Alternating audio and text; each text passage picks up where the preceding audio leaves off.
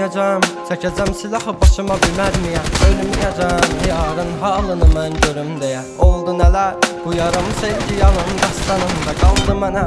Gəl, mən orada gözləyəcəm. Yalanlı baxışlarım, məndən alan həmin. Evim vardı, özləmimdə qavrulacaq bu ürəyim. Seninə toxunduğum biraz yaydı o əllərin. Sənsizliyi yazar bu əl, qazar məzar gələcəyimi.